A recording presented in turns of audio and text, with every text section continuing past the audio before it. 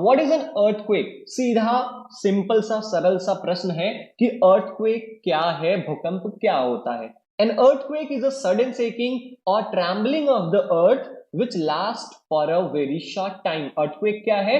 Earthquake एक अचानक से धरती का हिलना या कांपना, इस चीज को हम अर्थक्वेक कहते हैं, और ये बहुत थोड़े समय के लिए आता है, 10-15 सेकंड के लिए आएगा, लेकिन बहुत भारी नुकसान करता है। तो अर्थक्वेक की डिफिनेशन याद हो गई। N earthquake is a sudden shaking और ट्रेम्बलिंग ऑफ द अर्थ, अचानक धरती का हिलना या कांपना जो कि बहुत थोड़े समय के लिए होता है, इसे हम अर्थक्वेक या भूकंप कहते हैं। It is caused by a disturbance deep inside the earth crust. अब कोई हमसे पूछा कि भाई साहब भूकंप क्यों आता है, तो भूकंप क्यों आता है क्या बताओगे आप? हम बताएंगे कि जब हमारी धरती के क्रस्ट के, जब हमारी धरती के सतह के नीचे कोई डिस्टरबेंस होती है, कोई गड़बड़ी हो जाती है, तो हम कहते हैं भाई कि भूकंप आ गया ऊपर।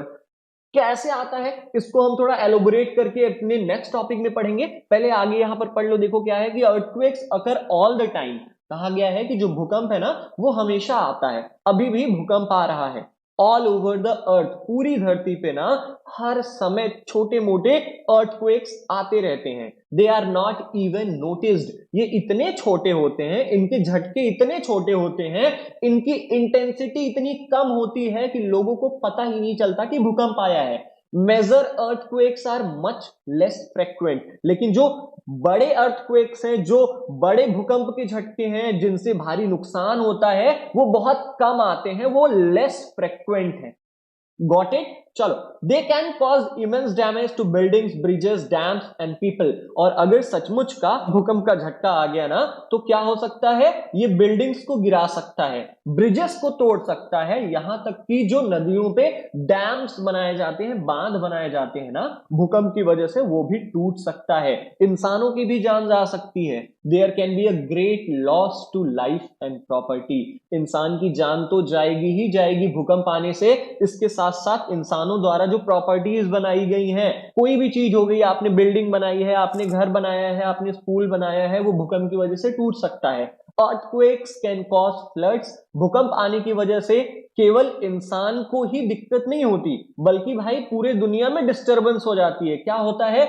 हर जगह बाढ़ आने लगते हैं, जहां पर भूकंप आया है समझ लो वहां पर बाढ़ आने वाला है, फ्लड्स आने वाला है। लैंडस्लाइड्स, पहाड़ों के ऊपर की जो मिट्टियां होती हैं या जो पहाड़ों के ऊपर जो पत्थर होते हैं बड़े बड़े, वो टूट के नीचे गिरने लगते हैं, नीचे रहने वाली जगहों पर गिरने लगते हैं। आप देख रहे हो फिगर में, ये है लैंडस्लाइड का पिक्चर। यहां पर ऊपर का जो पहाड़ है ना वो खिसक के नीचे आ गया है, तो इसे हम लैंडस्लाइड्स कहते हैं, ठीक है। और अर्थक्वेक की वजह से सुनामीज भी आ सकती हैं, प्रलय जिसे हम कहते हैं। सुनामी क्या होता है? समुद्र का पानी थोड़ा पीछे जाता है, ठीक है, और उसके बाद झटके से आगे आता है, जिससे समुद्र के किनारे के 15-20 किलोमीटर के आसपास का जितना क्षेत्र है वो पूरा डूब जाता है, वहां के लोग मर जाते हैं, बहुत बहुत नुकसान होता है, समझ गए। A major tsunami occurred in the Indian Ocean on 26 December 2004। और एक सुनामी का झटका भारत को भी लगा था। एक इंडियन ओशियन, जो हिंद महासागर है, इंडियन ओशन कहां पर है? आप ये मैप देख पा रहे हो, इस मैप में ये देख रहे हो, ये है पूरा इंडियन ओशन, मतलब हमारे इंडिया के नीचे जो पूरा समुद्र है वो है इंडियन ओशन, ठीक है। तो इंडियन ओशन में एक सुनामी आई थी, कब आई थी? 26 दिसंबर 2004 को। All the coastal areas around the ocean suffered huge losses. जितने भी किनारे के क्षेत्र थे, जितने भी किनारे के इलाके थे, जैसे भारत के भी कुछ इलाके आए थे इसके चपेट में, थाईलैंड के कुछ इलाके आए थे, बांग्लादेश, म्यांमार, जितने भी पड़ोसी देश हैं हमारे, उन सभी देशों में ये सुनामी ने इफेक्ट किया था, समझ गए। काफी नुकसान हुआ था, काफी लोग मारे भी गए थे। चलो, अब हम एक्टिविटी नंबर 15.6 करेंगे। देख लेते हैं इस एक्टिविटी में क्या है। Take an outline map of the world. आपको करना क्या है? आपको एक दुनिया का नक्शा लेना है, एक वर्ल्ड मैप लेना है आपको।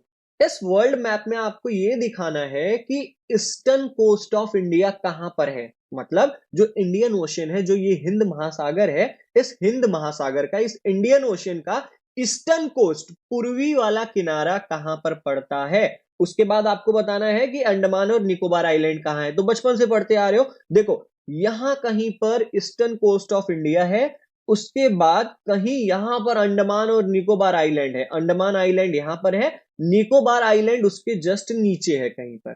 समझ गए? आपने लोकेट कर लिया। अब आपको क्या करना है, mark other countries around the Indian ocean which could have suffered damage. अब आपको ये तो पता है कि इंडिया में बहुत ज्यादा नुकसान हुआ था 2004 में, जो 26 दिसंबर को सुनामी आई थी उसकी वजह से। और कौन कौन से ऐसे देश थे जिनको इस सुनामी का प्रभाव पड़ा था, जिनको इस सुनामी का इफेक्ट पड़ा था? तो भाई बुर्मा, यहाँ पर ये बुर्मा देश कहीं यहाँ पर है, थाईलैंड यहाँ पर कहीं है, इंडोनेशिया, ये कुछ ऐसी कंट्रीज हैं जो इंडियन ओशन के किनारे पर हैं। उनको 2000 की सुनामी आने की वजह से बहुत नुकसान सहना पड़ा था। ठीक है, तो इंडिया के अलावा भी और भी बहुत सारे देश थे।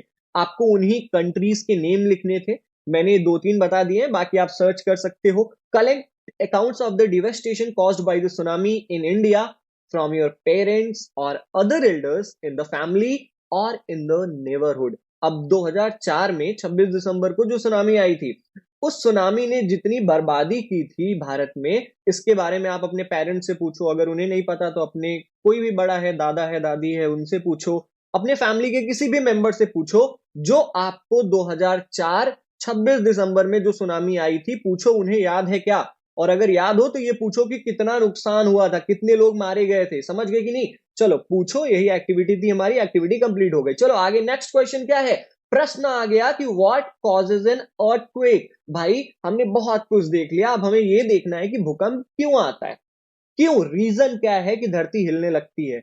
माई ग्रैंड मदर, अब देखो बूझो टकलू क्या कह रहा है, ये कह रहा है कि जो मेरी दादी माँ है ना, इन्होंने मेरे को बताया था कि जब the earth is balanced on the horn of a bull and when the bull shifts it to the other horn an earthquake takes place. देख रहे हो भाई, कुछ भी मतलब। अब देखो बूझो की दादी माँ ने बूझो से कहा था कि भूकंप क्यों आता है, क्योंकि ये जो धरती है ना वो एक बैल के सींग पर टिकी हुई है, हॉर्न पर टिकी हुई है। और जब वो बैल बास्केटबॉल खेलने का जब उसे मन करता है तो वो अपने सींग से धरती को उछालकर दूसरी सींग पर जब शिफ्ट करता है, तब भूकंप आता है। तो भाई बूझो की दादी ने इसे ये बताया था। बूझो सोच रहा है यार ऐसा कैसे हो सकता है, वो बैल है कि रिंग मास्टर है, धरती को ही इस सिंग से उस सिंग पर कर दे रहा है। ठीक है, चलो। इन ancient times people did not know the true causes of earthquakes. अब देखो पुराने जमाने में ना लोगों को पता नहीं था कि ये भूकंप क्यों आता है। Their ideas were therefore expressed in mythical stories. और इसीलिए ना वो जो पुरानी झूठी कहानियां हुआ करती थी कि भूकंप क्यों आता है, जैसे बूझो की दादी ने इसे एक सुनाई कहानी कि एक बैल है, उसके सींग पर पूरी धरती टिकी हुई है, और जब वो बैल अपने एक सींग से दूसरे सींग पर धरती को शिफ्ट करता है तब भूकंप आता है। ऐसी बहुत सारी झूठी कहानियां हुआ करती थी, मिथिकल स्टोरीज हुआ करती थी, जिस पर लोग विश्वास कर लिया करते थे क्योंकि उन्हें नहीं पता था कि अर्थक्वेक क्यों आता है। Similar myths were prevalent in other parts of the world. ऐसे ही और भी कई झूठी कहानियां हैं जो अर्थक्वेक के बारे में सुनाई जाती हैं दुनिया के अलग अलग हिस्से में। चलो, अब ये तो बूझो ने कह लिया कि दादी माँ ने ये सुनाया था। अब पहली कह रही है कि चलो मैंने मान लिया कि दादी माँ झूठ बोलती हैं, तो what could cause a disturbance inside the earth. वो क्या रीजन है जिससे धरती के अंदर गड़बड़ी हो जाती है, डिस्टर्बेंस हो जाता है और भूकंप आ जाता है। चलो जानते हैं कि now we know that the tremors are caused by the disturbance deep inside the uppermost layer of the earth called the crust. आज हम ये जानते हैं कि भूकंप क्यों आता है, क्योंकि ट्रेमर्स आर कॉज्ड, जो भूकंप के झटके हैं ना वो क्यों आते हैं, क्योंकि डिस्टर्बेंस होता है कहां पर, deep down inside the uppermost layer of the अर्थ। ये देखो धरती का ये जो ऊपर वाला हिस्सा है ना, यहां पर हम लोग रहते हैं, इसके नीचे ये जो इलाका है, जैसे देखो जो सबसे ऊपर वाला जो सरफेस है इसको हम क्रस्ट कहते हैं, इसके नीचे अर्थ के नीचे वाला जो हिस्सा आता है उसे हम मैंटल कहते हैं। याद रखना, हमेशा काम आने वाला है। और ये जो ऑरेंज कलर वाला हिस्सा देख रहे हो आप, जो मेंटल के नीचे है, उसे हम आउटर कोर कहते हैं, और ये येलो वाला इनर कोर कहते हैं। ठीक है, तो क्या होता है, जहां पर हम रहते हैं हम ये क्रस्ट पर रहते हैं, क्रस्ट के नीचे अगर कुछ गड़बड़ी होती है तो हम कहते हैं कि भाई भूकंप आ गया है। ठीक है, चलो। The outermost layer of the earth is not in one piece. अब देखो गड़बड़ी क्या होती है, क्या अर्थ के सरफेस के नीचे क्या ऐसा होता है जिससे भूकंप आता है। चलो मैं आपको बताता हूं कि जो outer most layer of the अर्थ है, जो ये अर्थ का क्रस्ट है ना, जो ऊपर वाला हिस्सा है, is not in one piece. ये ऐसा नहीं है कि केवल एक ही टुकड़ा है और एक ही टुकड़े में पूरा अर्थ है, ऐसा नहीं है। इट इज फ्रेगमेंटेड, मतलब इस अर्थ के क्रस्ट के नीचे ना छोटे छोटे टुकड़े हैं जो इस पूरी धरती को संभाल के रखे हैं, अपने ऊपर उन्होंने भार ले रखा है। Each fragment is called a plate. इन्हीं टुकड़ों को हम प्लेट्स कहते हैं। जैसे देखो, फॉर एग्जाम्पल देख लो कि ये है हमारा धरती का क्रस्ट, हमारे अर्थ का सरफेस है ये। इसके नीचे वाला जो हिस्सा है, ठीक है, यहां पर कहीं प्लेट्स होता है। ये बहुत सारे प्लेट्स हैं, एक प्लेट, दो प्लेट, तीन प्लेट, बहुत सारे प्लेट्स हैं। ये क्या होते हैं कि इन्होंने अर्थ के क्रस्ट को, अर्थ के सरफेस को संभाल के रखा हुआ है। These plates are in continual motion. अब ये जो अर्थ क्रस्ट के नीचे जो प्लेट्स होते हैं ना, वो हमेशा ऐसे ऐसे मूव करते रहते हैं।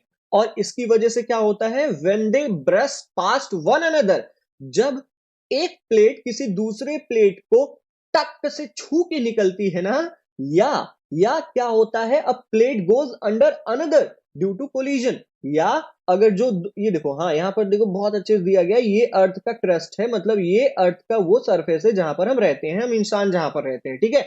इस अर्थ के क्रस्ट के नीचे एक प्लेट दिख रही है आपको, ये जो सिल्वर कलर है ना, यही यही है प्लेट्स। अब क्या होता है, जब एक प्लेट किसी दूसरे प्लेट को छू के निकलती है, तब क्या होता है, धरती हिलती है। या जब अगर एक प्लेट, ये वाला प्लेट दूसरे वाले प्लेट से कोलाइड कर जाता है, भिड़ जाता है, तो होता क्या है कि जो एक प्लेट है वो दूसरे वाले प्लेट के नीचे चला जाता है। जैसे देख रहे हो, ये फर्स्ट प्लेट इसके नीचे जा रही है और ये वाला प्लेट इसके ऊपर जा रहा है, जिससे क्या होता है, they cause disturbance in the earth crust. ये जो ऊपर वाला सरफेस है इससे डिस्टर्ब हो जाता है और हमें भूकंप के झटके देखने को मिलते हैं।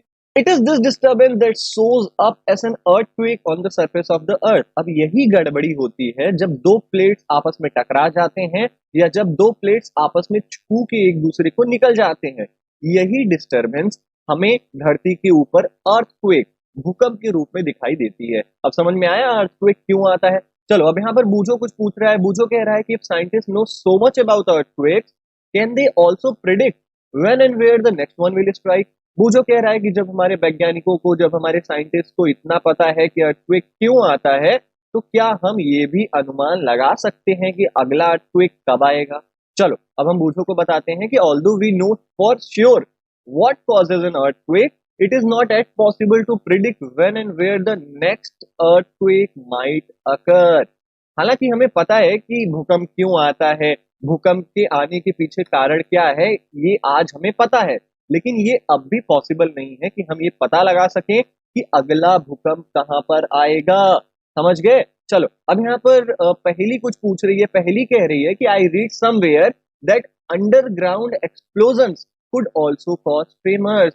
पहली ने कहीं पर पढ़ा हुआ है कि जो जमीन के अंदर धमाके होते हैं, जमीन के अंदर धमाके क्यों होते हैं, आजकल सारे देश ना न्यूक्लियर टेस्टिंग कर रही है। उन्होंने अपने अपने न्यूक्लियर बॉम्ब बनाए हुए हैं। जैसे चाइना आए दिन न्यूक्लियर टेस्टिंग करता रहता है। वो क्या करते हैं, वो जमीन के अंदर अपने न्यूक्लियर मटेरियल्स को अंदर जमीन के अंदर दफन कर देते हैं, उसके बाद ऊपर से मिट्टी डाल देते हैं, और जब वो न्यूक्लियर बॉम्ब जमीन के अंदर फटता है तो ऊपर वो भूकंप ले आता है। समझ में आया। Tremors on the earth can also be caused. अब हमने ये देखा कि भूकंप क्यों आता है, क्योंकि हमारी धरती के नीचे दो प्लेट्स होते हैं, जब वो आपस में एक दूसरे को छू कर जाते हैं या एक दूसरे से टकरा जाते हैं तब भूकंप आता है, ये हमने पढ़ लिया है। लेकिन और भी कौन से रीजंस हैं जिनकी वजह से अर्थक्वेक आता है, चलो उसके बारे में पढ़ते हैं। Tremors on the earth. Tremor का मतलब क्या होता है, झटका या कांपना। जो धरती कांपती है या जो धरती हिलती है जिसे हम भूकंप कहते हैं, वो और भी किन कारणों से आ सकता है। वॉल्केनो इरप्ट्स, अगर ज्वालामुखी फट जाता है कहीं पर, या मेटियोर, अगर कोई धरती पर गिर जाता है। मेटियोर का मतलब क्या होता है, आपने सुना होगा उल्का पिंड। उल्का पिंड, उल्का पिंड का मतलब क्या होता है, मेटियोर। अब इसका मतलब समझ लो, कोई आवारा पत्थर है, कोई बड़ा सा एक रॉक है जो स्पेस में ऐसे ही कहीं घूम रहा है, और जब वो धरती के पास से गुजरता है ना, तो धरती का जो ग्रेविटेशनल फोर्स है, जो अर्थ का हमारे ग्रेविटेशनल फोर्स है, वो इस आवारा पत्थर को, जिसे हम मेटियोर कहते हैं, उसे अपनी ओर खींच लेता है।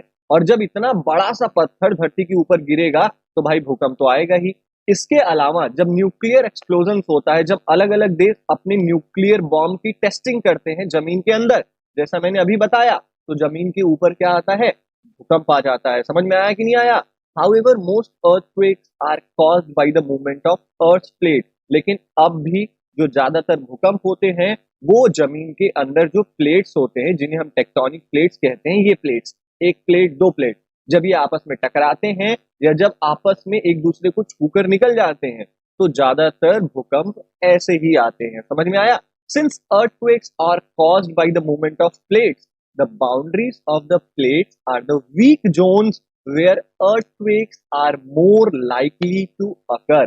अब देखो, अब हम जानते हैं कि ये जो हमारा अर्थ का सरफेस है वो अलग अलग हिस्सों में डिवाइडेड है। जैसे देखो, एक हिस्सा ये है, एक हिस्सा ये है, एक हिस्सा ये है, एक हिस्सा ये है। तो क्या होता है, जो अर्थ के प्लेट्स की जो बाउंड्रीज होती है, ये देख रहे हो, ये बाउंड्रीज, ये बाउंड्री, ये बाउंड्री, ये बाउंड्री, ये बाउंड्री, ये बाउंड्री, ये बाउंड्री, ये क्या होता है, ये वीक जोन्स होते हैं। वीक जोन्स का मतलब क्या है भाई? जहां पर बाउंड्री रहेगी वहीं पर तो प्लेट्स एक दूसरे से टकराएंगी, और जहां पर प्लेट एक दूसरे से टकराती हैं उन्हें हम क्या कहते हैं? The plates are the weak zones where earthquakes are more likely to occur. ये देख रहे हो, ये वाला हिस्सा जहां पर दो प्लेट्स टकराई है, ये वो वीक जोन होता है, ये कमजोर हिस्सा होता है जहां पर भूकंप आने के चांसेस सबसे ज्यादा होते हैं। The weak zones are also known as seismic और फॉल्ट जोन्स। इस वीक जोन्स को, इस कमजोर जोन्स को जहां पर अर्थक्वेक्स आते हैं उन्हें हम सेस्मिक जोन या फॉल्ट जोन का भी नाम देते हैं। समझ में आया? जहां पर भी दो टेक्टोनिक प्लेट्स एक दूसरे से मिलते हैं या एक दूसरे से टकराते हैं, उस जोन को, उस इलाके को हम फॉल्ट जोन का नाम देते हैं, क्योंकि सबसे ज्यादा भूकंप के झटके यहीं पर महसूस किए जाते हैं।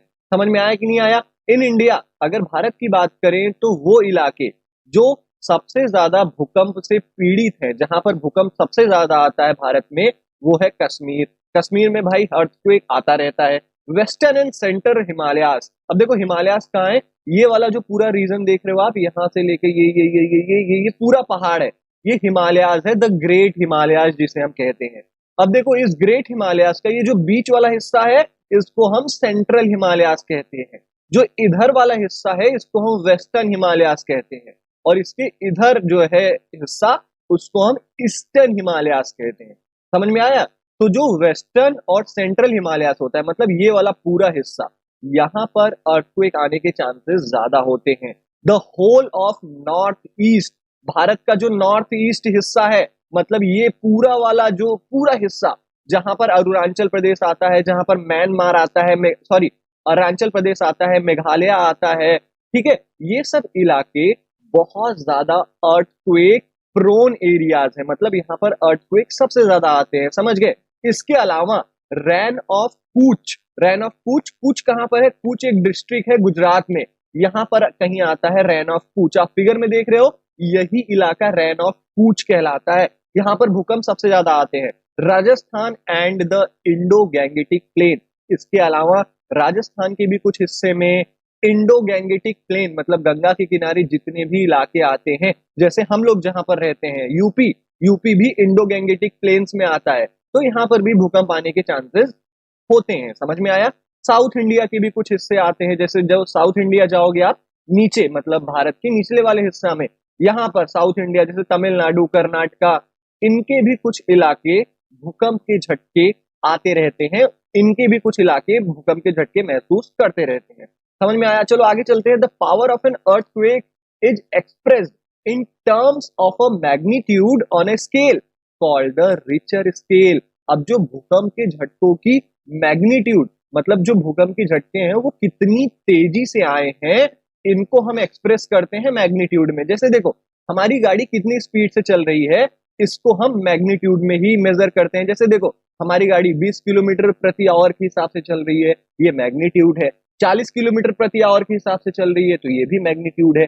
सेम ऐसे ही जो भूकंप आता है वो कितने तेजी से आया है, उसका मैग्नीट्यूड क्या है, इसको हम रिचर स्केल पर मेजर करते हैं। समझ में आया? अब देखो, आप पूछोगे कि भैया रिचर स्केल क्या होता है? रिचर स्केल कोई एक ऐसा स्केल, कोई एक ऐसा मशीन होता है जो भूकंप के झटकों की गति, भूकंप के झटके कितने तेजी से आए हैं, इसको मेजर करने के लिए हम रिचर स्केल का यूज करते हैं। समझ में आया? really destructive earthquakes have magnitudes higher than 7 on the Richter scale. अब जो बहुत ज्यादा खतरनाक भूकंप के झटके होते हैं, जिनके आने से बहुत ज्यादा नुकसान हो सकता है, उनका जो मैग्नीट्यूड्स होता है वो 7 से ऊपर होता है। समझ रहे हो कि नहीं? जैसे देखो, हम अपनी गाड़ी अगर 60 के ऊपर चलाएं तो हम अपनी गाड़ी को बहुत तेज चला रहे हैं, एक्सीडेंट हो सकता है। सेम ऐसे ही जब अर्थक्वेक 7 मैग्नीट्यूड के ऊपर आए तो हम कह सकते हैं कि भाई भूकंप आने से काफी नुकसान हो सकता है। Both Bhuj and Kashmir earthquakes had magnitudes greater than 7.5। चाहे गुजरात के भुज में आने वाला अर्थक्वेक हो, चाहे कश्मीर में आने वाला भूकंप हो, दोनों भूकंपों की जो गति होती है, जो मैग्नीट्यूड होती है, वो 7.5 से ज्यादा होती है। मतलब अगर भुज में भूकंप आता है या कश्मीर में भूकंप आता है तो इन दोनों जगहों पे जो भूकंप आने की वजह से नुकसान बहुत ज्यादा होगा। समझ में आया कि नहीं आया? चलो अब यहाँ पर सेस्मोग्राफ, सेस्मोग्राफ क्या होता है इसके बारे में एक पूरा आर्टिकल लिखा गया है। चलो हम आपको बताते हैं। The tremors produce waves on the surface of the अर्थ। अब देखो, जब भूकंप आता है ना, तो जो धरती का सतह होता है, जो धरती का सरफेस होता है ना, वहां पर कुछ ट्रेमर्स, ये देख रहे हो, लहरों की तरह वेव्स दिखाई देने लगते हैं। They are called seismic waves. इन्हीं वेव्स को हम क्या कहते हैं? इन वेव्स को हम सेस्मिक वेव्स कहते हैं। समझ में आया कि नहीं आया? The waves are recorded by the instrument called the seismograph. अब देखो, ये जो वेव्स होते हैं ये हम अपनी खुली आंखों से तो देख नहीं सकते कि भाई हम जमीन के अंदर देख लें, ऐसी लहरों की तरह वेव्स आई हैं, इन्हें हम सेस्मिक वेव्स कहते हैं। ऐसे हम खुली आंखों से नहीं देख सकते। इसके लिए हमें एक इंस्ट्रूमेंट का यूज करना पड़ेगा। उस इंस्ट्रूमेंट का नाम क्या होता है? सेस्मोग्राफ। अब देखो, सेस्मोग्राफ कैसे कैसे इन भूकंप के झटकों को लहरों के रूप में रिकॉर्ड करता है, उसके बारे में मैं आपको बताता हूं। द इंस्ट्रूमेंट, ये जो सेस्मोग्राफ इंस्ट्रूमेंट है ना, ये बहुत ही सिंपल होता है। क्यों सिंपल होता है? इसमें केवल एक वाइब्रेटिंग रॉड लगी होती है या केवल एक पेंडुलम लगा होता है। देख रहे हो आप, एक ऐसा सपोर्ट लगा दिया है इसने, इसके बाद ऐसा सपोर्ट लगाया है, उसके बाद इसने इस सपोर्ट में एक पेंडुलम लगा दिया है। पेंडुलम देख रहे हो, आपके फिजिक्स लैब में भी एक पेंडुलम होगा, ठीक है? तो ये पेंडुलम इसने लगा दिया है। उसके बाद क्या होता है, जब भूकंप के झटके आते हैं ना, तो ये जो पेंडुलम है ये इधर इधर इधर इधर इधर इधर इधर इधर इधर इधर इधर इधर इधर हिलने लगता है। समझ में आया? A pen is attach to the vibrating system. अब इस पेंडुलम के नीचे ना एक पेन लगाया जाता है। इस पेन का क्या काम होता है?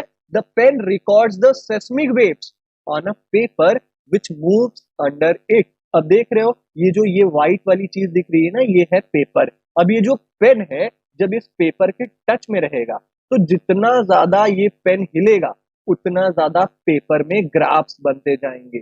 समझ में आया? The pen records the seismic waves on a paper which moves under it. ये जो पेन है, इस पेन के नीचे ये जो कागज है, ये जो कागज हमेशा रोल करता रहता है, ऐसे ऐसे ऐसे ऐसे चलता रहता है, ठीक है? तो जब चलता रहेगा भाई, तो ये जो पेन है ये जितनी तेज हिलेगा उतनी लंबी लाइन इस सेस्मोग्राफ के पेज पर बनाएगा। देख पा रहे हो, एकदम यहाँ यहाँ यहाँ तेजी से हिल रहा है तो लंबी लाइन है, धीरे धीरे हिल रहा है तो छोटी लाइन है, ठीक है? By studying these waves scientist can construct a complete map of the earthquake. इन्हीं वेव्स को देखकर, इन्हीं लाइंस को देखकर ना, जो वैज्ञानिक होते हैं वो पूरा अर्थक्वेक का एक मैप बनाते हैं। जैसे देख रहे हो यहाँ पर ये जो अर्थक्वेक का मैप बनाया गया है ना, वो इसी सेस्मोग्राफ के इंस्ट्रूमेंट की मदद से बनाया गया है। They can also estimate its power to cause destruction. अब इस सेस्मोग्राफ की वजह से ना हमें ये पता चल सकता है कि भूकंप कितनी तेजी से आ रहा है और कितना ज्यादा नुकसान करेगा। कैसे पता चलेगा? जब ये देख रहे हो, ये जो सेस्मोग्राफ की लाइंस अगर लंबी है तो भूकंप काफी तगड़ा है और काफी नुकसान करेगा। लेकिन अगर यही सेस्मोग्राफ की ये जो लाइंस है ये छोटी है, जैसे देखो यहाँ से लेके यहाँ तक, तो मतलब भूकंप हल्का है और ये बहुत कम नुकसान करेगा। तो ये था हमारा सेस्मोग्राफ। समझ में आया या नहीं आया? चलो अब देख लेते हैं यहां पर क्या लिखा है। यहां पर लिखा है कि like many other scales in science, Rachel scale is not linear. यहां पर कहा गया है कि जो साइंस में ज्यादातर जो स्केल्स होते हैं, जैसे साउंड को मेजर करने के लिए हम डेसिबल स्केल का यूज करते हैं, ये सारे जो स्केल्स होते हैं ना वो लीनियर स्केल्स होते हैं। लीनियर स्केल का मतलब क्या होता है? देखो, अगर कोई चीज लाइन से बढ़ रही है, जैसे देखो हमारी गाड़ी की स्पीड लाइन से ही तो बढ़ती है ना। पहले हमने 10 किलोमीटर पर आवर किया, फिर हमने 20 किलोमीटर पर आवर किया, फिर हमने 30 किलोमीटर पर आवर किया, मतलब ये लीनियर लाइन से बढ़ रही है। लेकिन जो रिचर स्केल होता है ना, वो लीनियर स्केल नहीं होता। वो कैसा स्केल होता है, चलो इसको एक एग्जांपल से पढ़ने की कोशिश करते हैं। जैसे देखो, अगर कोई अर्थक्वेक आया है जिसका मैग्नीट्यूड 6 है, अगर कोई ऐसा भूकंप आया है जिसकी तीव्रता, जिसकी इंटेंसिटी 6 है, और कोई ऐसा अर्थक्वेक आया है जिसकी इंटेंसिटी 4 है, इसका मतलब आप क्या समझोगे? इसका मतलब ये समझोगे कि जो अर्थक्वेक है जिसका मैग्नीट्यूड 4 है और जो अर्थक्वेक है जिसका मैग्नीट्यूड 6 है, तो 4 वाले से 6 वाला जो अर्थक्वेक है वो थोड़ा ही ज्यादा या थोड़ा ज्यादा नुकसान करेगा, है कि नहीं? आप यही सोचोगे, लेकिन ऐसा नहीं है।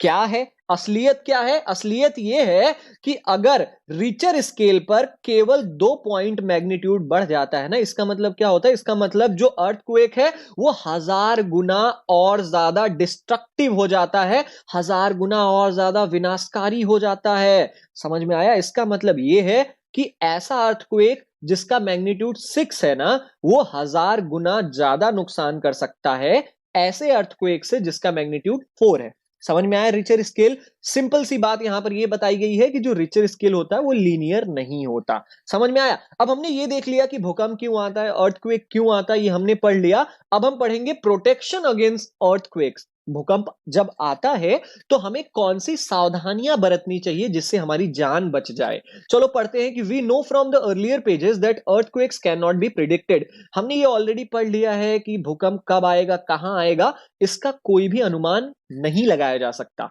We have also seen that they can be highly destructive. हमने ये देखा कि जिस भी जगह पर भूकंप आता है वो वहां पर काफी नुकसान करता है, और इसी के लिए it is important that we take necessary precautions to protect ourselves all the time। और इसी के लिए बहुत जरूरी है कि हम ना कुछ सावधानियां बरतें जिससे हम भूकंप से बच सके। समझ में आया? People living in seismic zones, कौन सी सावधानियां आपको बरतनी है?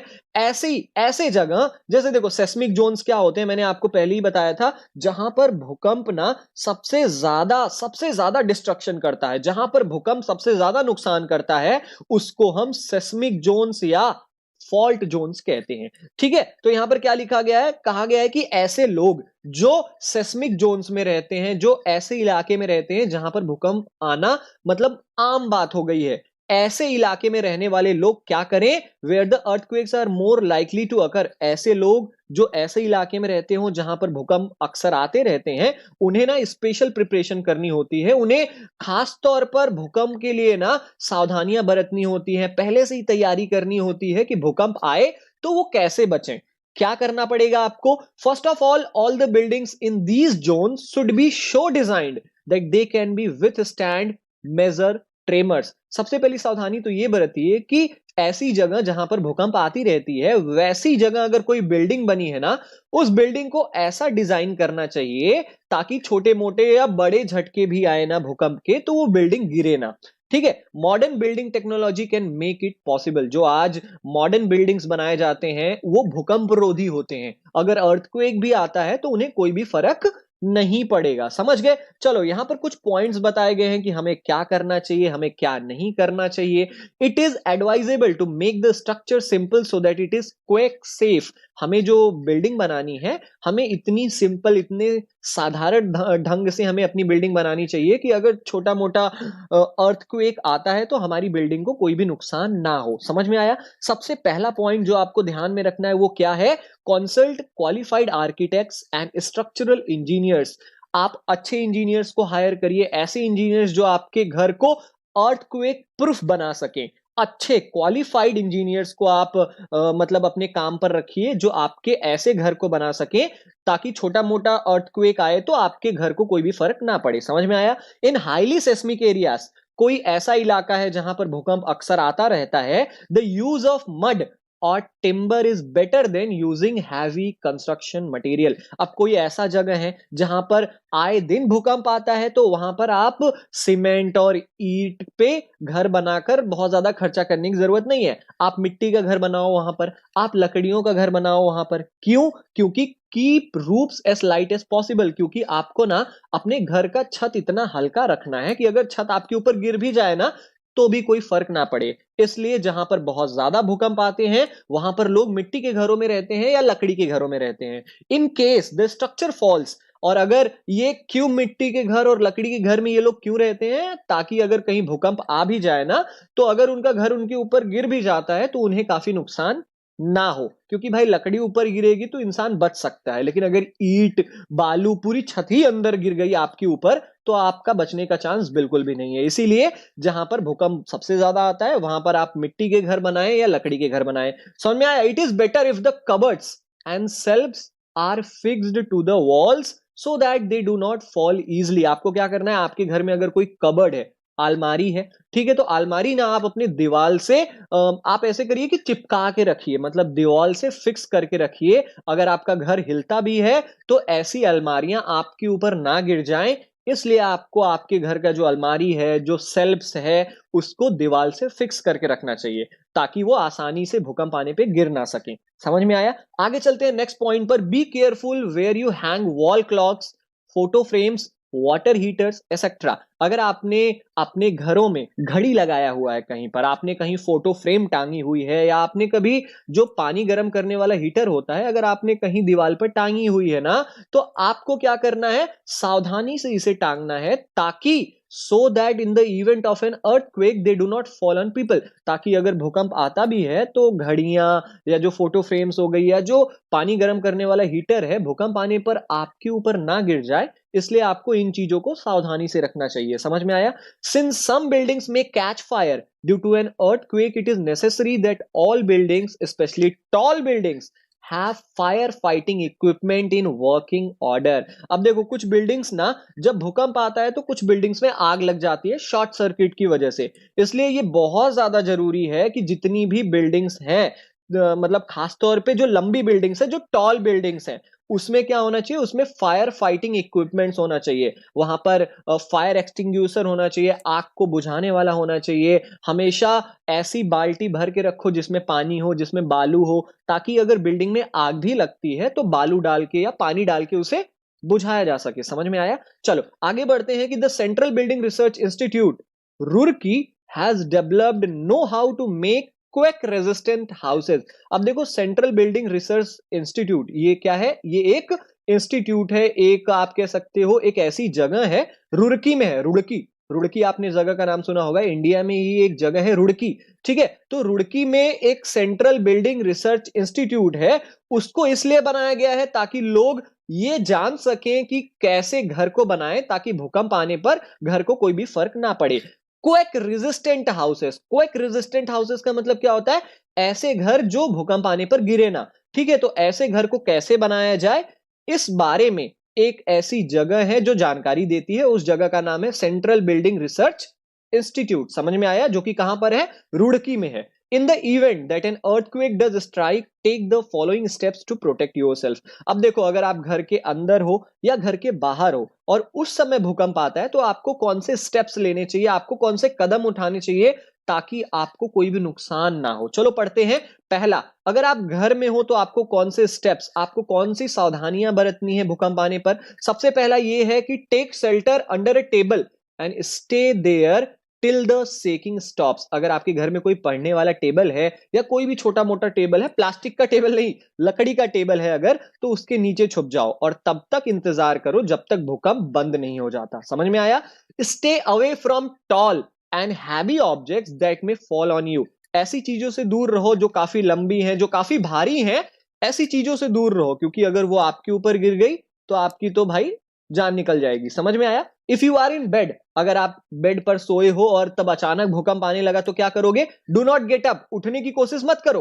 Protect your head with a pillow, तकिए से अपने सर को ढक लो ताकि अगर कोई छोटी मोटी चीज गिरती भी है तो वो तकिए पे गिरे, आपके सर पे ना गिरे, आप सेफ रहो। समझ में आया? ये तो तब की बात है जब हम घर के अंदर रहें। जब आप घर के बाहर रहो तब आपको क्या करना है, फाइंड अ क्लियर स्पॉट, एक साफ सुथरा ऐसी जगह ढूंढो जहां पर अगल बगल ना खंबे हो, ना बिल्डिंग हो, ना घर हो, कोई ऐसा साफ सुथरा क्लियर जगह ढूंढो। Away from buildings, trees and overhead power lines, drop to the ground. आपको ऐसे साफ सुथरे जगह पर रहना है जहां पर ना कोई बिल्डिंग हो, ना कोई पेड़ पौधे हो और ना ही इलेक्ट्रिसिटी की वायर्स आपके ऊपर से गई हो, क्योंकि अगर इलेक्ट्रिसिटी की वायर्स भी भूकंप आने से आपके ऊपर गिर जाती है तब भी आपकी जान निकल जाएगी। तो आप इन चीजों से दूर रहें और ग्राउंड, जमीन पर लेट जाएं। जब भी भूकंप आए तो भाई जमीन पर एकदम लेट जाओ, ताकि जो लंबी लंबी, जो हैवी जो भारी भारी सामान है वो आपके ऊपर ना गिरे। समझ में आया?